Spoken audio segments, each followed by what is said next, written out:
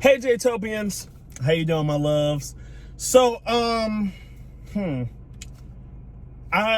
okay. I'm trying to figure out how I want to do this.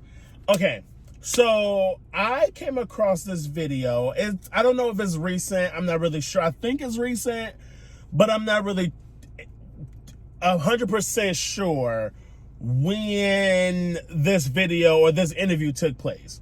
But I want y'all to take a look at this. If you have seen it, then just, fast. Come on, girl.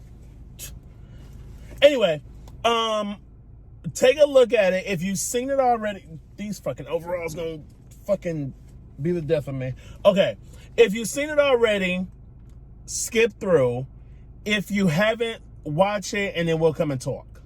Older women who thought I wasn't being parented correctly slightly try to take advantage of me, and not slightly, have taken advantage of me. You lost your virginity to two 30-year-olds? Yeah. The same time? Yeah, two ugly, horrible looking women. And you were? What was I? You were how old? 11. 11. Going to 12. I had no hair on me. Right. I remember not having, and it was disgusting. And to this day, it's difficult for women to get me to go down. It's difficult. The girls that have had it, you're welcome. But it's hard. It's hard for me. It's hard for me to go down, man, because I remember what it was like down there. It was like a scary jungle. It was a terrible place to be. It was a terrible place to be, and they were like taking turns. I was just happy to be up. And it made my Kool-Aid taste different. Okay, so here we go. So this this is a topic that I wanted to chit chat about because it's something that I think is so not talked about and we need to discuss, okay? There are a few things, hopefully I can remember them as I'm talking, that I like a couple of points that I want to talk about. The first thing, okay, the fact that this man is sharing this information. Now, we all know DJ, I think his name is D-Ray Davis. D-Ray Davis, I said DJ. D-Ray Davis. So we all know that he's a comedian. A lot of comedians use sad, traumatic experiences and make them funny. So naturally, he does that. But for the interviewer to laugh about that was kind of appalling to me. And I think that that's very...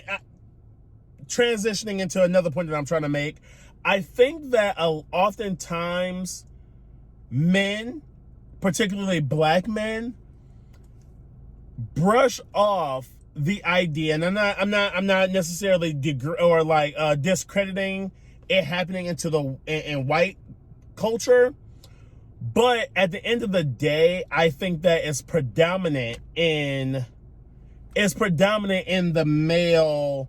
In the black society. I mean, I can only talk about being black. I don't know nothing about that because that's not me. I'm not white. I don't know how it is with other cultures. But I will say that black men, we take sexual assault and we take it lightly. I mean, the black community in general always takes a lot of things lightly, and I think it has to stem from, and oddly, I'm talking about this because we were just talking about this, me and my coworker was just talking about this. I think we as black people always have to be so strong that any sign of weakness is taboo. For generations, we have to be, we have to pull ourselves by the bootstraps. We always have to make sure we find a way because there is no way for us as black people. So I think that one of the stems is the fact that we always have to be so strong. And then when you add being a male, a black male, we always, I mean, it's either you're strong or you're not.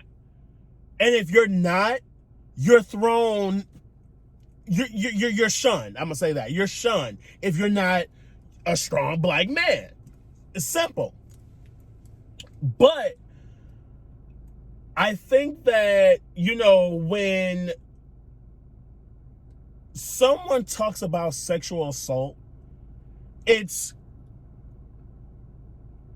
so looked at as so taboo that you don't even realize. And since he's a straight man, got sexually assaulted by women, okay?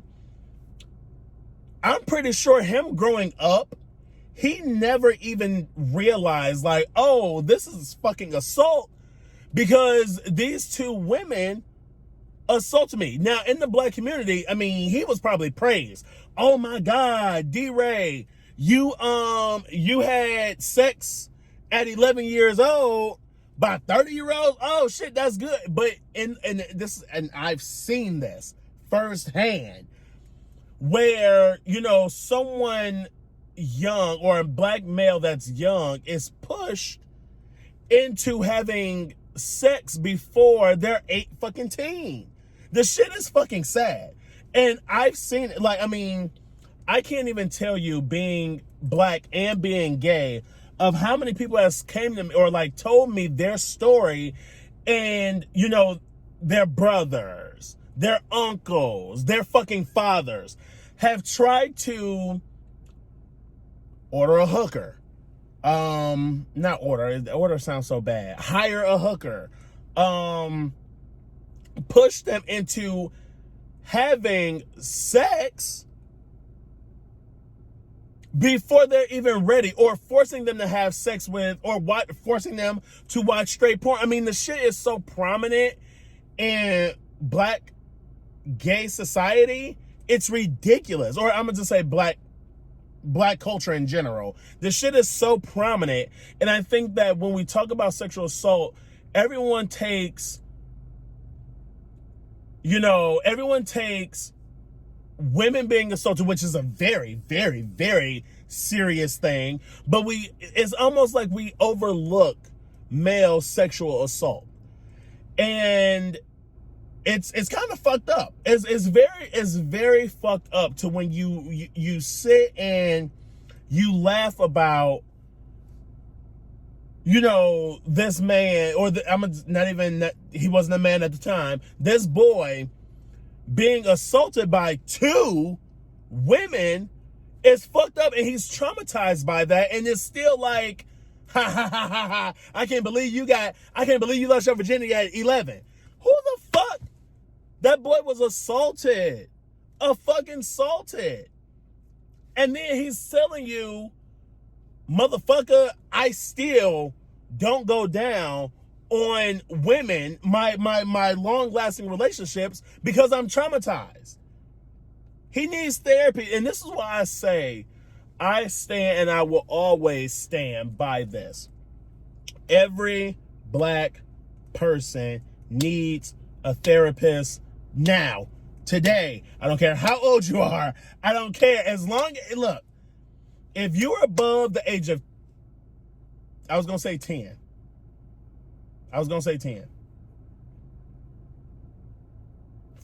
I'll keep it at 10. If you're above the age of 10 years old,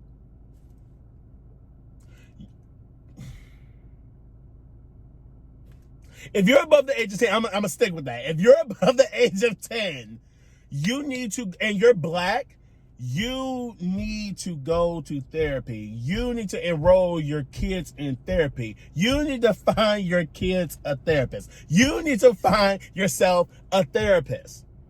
Please, if you're black and you're watching this, if you don't have a sign, if you never thought you needed therapy, go to fucking therapy. Find you a therapist. And I'm not going to say your first therapist is going to be your best fit, and they probably won't. 9 times out of 10, they probably won't.